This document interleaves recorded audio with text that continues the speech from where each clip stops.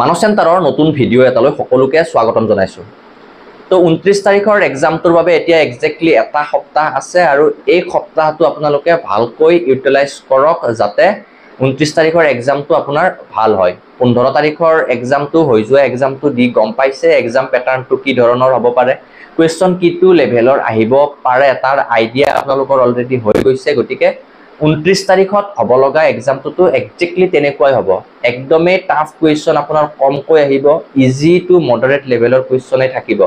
Last time ADRE যেতিয়া হৈছিল তেতিয়াও আপোনালোকে যদি কুৱেশ্যন কেইখন এনালাইচিছ কৰে গম পাব যে হায়াৰ ছেকেণ্ডাৰী এক্সাম লেভেলত আপোনাৰ গ্ৰেজুৱেট লেভেলত অলপ ইজি কুৱেশ্যন আহিছিলে। মেথছৰ কুৱেশ্যনবোৰো ইজি আছিলে, জিকে কুৱেশ্যনখিনিও ইজি আছিলে, ইংলিছখিনিও ইজি আছিলে। গতিকে এইবাৰো 29 তাৰিখৰ এক্সামটো এইচএছতকৈ অলপ ইজি হোৱাৰহে চান্স বেছি আছে। তো কি হয় সেইটোতো 29 তাৰিখে গম পোৱা যাব, কিন্তু এটা কনফাৰ্ম থাকক যে বহুত বেছি আপোনাৰ টাফ কুৱেশ্যন নাহে, ইজি টু মডাৰেট লেভেলৰ কুৱেশ্যনে আহিব। আৰু তাৰ কাৰণে আপোনালোকে এই এটা সপ্তাহ অকণমান ষ্ট্ৰেটেজি লৈ অলপ ভালকৈ সপ্তাহটো আপুনি যদি ইউটিলাইজ কৰে তেন্তে কিছুমান কুৱেশ্যন আপোনাৰ কমন কৰাৰ বহুত বেছি চান্স থাকিব। তো 15ত হৈ যোৱা এক্সামটোত এটা ভুল বহুতে কৰিলে যে বহুত বেছি ভিতৰলৈ গৈ কিছুমান আননেচেচাৰী টপিকছত টাইম বেছিকৈ ৱেষ্ট কৰিলে, ইণ্ডিয়ান হিষ্ট্ৰীৰে হওক বা আছাম হিষ্ট্ৰীৰে হওক।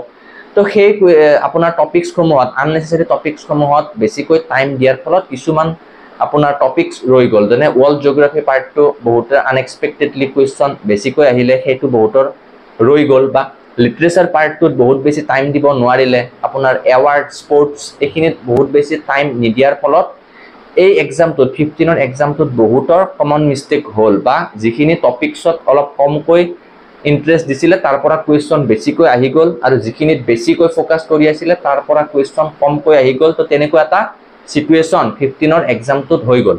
গতিকে তাৰ পৰা এটা শিক্ষা লৈ আপোনালোকে এই 29 তাৰিখৰ এক্সামটোত বহুত বেছি ভিতৰলৈ গৈ কুৱেশ্যনসমূহ চোৱাৰ প্ৰয়োজন নাই।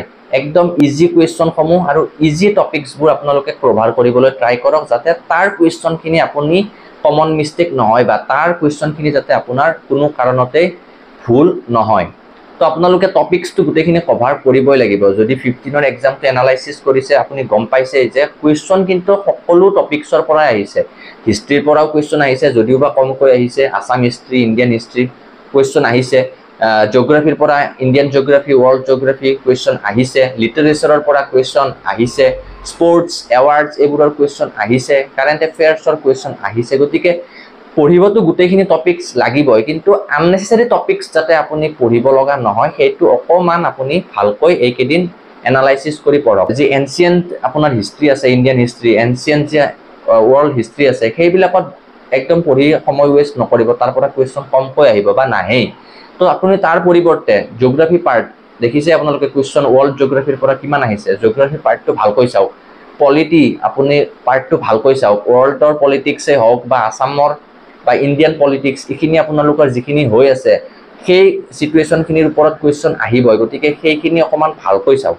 তো তাৰপিছতে লিটাৰেচাৰ পাৰ্টটো ভালকৈ চাওক, বুকছ অথৰ্ছ এইখিনি আপোনালোকে অলপ ভালকৈ চাওক, কাৰণ কুৱেশ্যন আহিছে আৰু 29 তাৰিখৰ কুৱেশ্যন মানে এক্সামটোতো আহিবই। তো যদি আপুনি এইকেইদিন অলপ ইজি টপিকছখিনি ভালকৈ চাই আৰু যদি আগত আহি থকা প্ৰিভিয়াছ ইয়েৰৰ কুৱেশ্যনবোৰ অলপ ভালকৈ আপোনালোকে এনালাইচিছ কৰি এইকেইদিন ৰিভিজন কৰে তেন্তে তাৰ পৰা কমন অহাটো কিন্তু 100%, সেইটো আপোনালোকে মনত ৰাখিব। কাৰণ লাষ্ট যিটো এক্সাম হৈ গ'ল 15 তাৰিখে, প্ৰিভিয়াছ ইয়াৰৰ কুৱেশ্যনৰ লগত লিংক থকা কুৱেশ্যন বহুত কেইটা আছে, ঠিক আছে। গতিকে আপুনি যিমান পাৰে প্ৰিভিয়াছ ইয়াৰৰ কুৱেশ্যন পেপাৰবিলাক ছল্ভ কৰিবলৈ ট্ৰাই কৰক, আৰু তাত যিবিলাক আপোনাৰ অপশ্যন থাকে অপশ্যনবিলাক আপোনালোকে যদি অলপ ডিটেইলছত উলিয়াই লয় যে আপোনাৰ ষ্টেটৰ কুৱেশ্যন আহিলে সেই ষ্টেটৰ যি 4টা অপশ্যন থাকিব গোটেই 4টা অপশ্যনে আপুনি যদি ভালকৈ জানি লয় যে এইটো ষ্টেট ক'ত আছে, কোনটোত ক'ত ডিভাইড কৰিছে, সেই গোটেইখিনি কথা আপোনালোকে যদি জানি থৈ দিয়ে তেতিয়াহ'লে প্ৰিভিয়াছ ইয়াৰ কুৱেশ্যন পঢ়িও বহুতখিনি আপোনাৰ সহায় হ'ব পাৰে। সেই কামটো কৰক, প্ৰিভিয়াছ ইয়াৰৰ কুৱেশ্যনবিলাক ছল্ভ কৰক, ভালকৈ এনালাইচিছ কৰি ছল্ভ কৰক, আৰু তাৰ অলৰেডি ভিডিঅ' যিহেতু ইউটিউবত আছে আপোনালোকৰ কাৰণে বহুত বেছি টান নহ'ব। তো তেনেকুৱা ভিডিঅ'বিলাক বেছিকৈ চাওক য'ত প্ৰিভিয়াছ ইয়াৰৰ কুৱেশ্যন আপোনাৰ ডিছকাছ কৰা হয়, ঠিক আছে। তো তাৰ পৰা কুৱেশ্যন আহে আৰু কমন কৰাৰ চান্স বহুত বেছি থাকে। নেক্সট ইম্পৰ্টেণ্ট কথাটো হ'ল এইবাৰ ইংলিছ পাৰ্টটোত অলপ বেছিকৈ ফ'কাছ কৰক, কাৰণ গম পাইছে ইংলিছ কম্প্ৰিহেনশ্যন আৰু ইংলিছ লেংগুৱেজৰ যি 25টা কুৱেশ্যন থাকিব তাত প্ৰতিটো কুৱেশ্যনত 2 মাৰ্কছ কৈ থাকিব গতিকে আপুনি ইংলিছ পাৰ্টটোৰ পৰা মাৰ্কছ গেইন কৰাৰ এটা ভাল চান্স পাব তো আপুনি ইংলিছত এইকেইদিন বেছিকৈ অকমান ফোকাস কৰক কম্প্ৰিহেনছনৰ কুৱেশ্যন বেছিকৈ সলভ কৰক বেছিকৈ প্ৰেক্টিছ কৰক যাতে আপুনি এক্সামত কম সময়তে পেছেজ এটা পঢ়ি তাৰ কুৱেশ্যনৰ এনসাৰ সমূহ উলিয়াব পাৰে যদি আপুনি এইকেইদিন প্ৰেক্টিছ কৰে এক্সামত কম সময়ত কৰিব পাৰিব আৰু পেছেজটো যেহেতু 2 নম্বৰ কৈ থাকিব গতিকে হেতুটো আপুনি কৰিবই লাগিব 100% আৰু যদি কম সময়ত কৰি দিব পাৰে তেন্তে ম্যাথছ আৰু ৰিজনিংৰ কুৱেশ্যনখিনিৰ বাবে আপুনি এনাফ টাইম পাই যাব এইবাৰ গম পাইছে 15ৰ এক্সামত যিখিনি ৰিজনিংৰ কুৱেশ্যন আহিছে সেইখিনি অকমান টাইম কনজিউমিং কুৱেশ্যন দিছে তো তেনেকুৱা টাইম কনজিউমিং কুৱেশ্যনবোৰ যাতে ৰৈ না যায় তাৰ কাৰণে আপুনি ইংলিছ পাৰ্টটো অলপ সোনকালে কৰিবলৈ ট্ৰাই কৰিবই লাগিব আৰু সেইটো পসিবল হ'ব যদি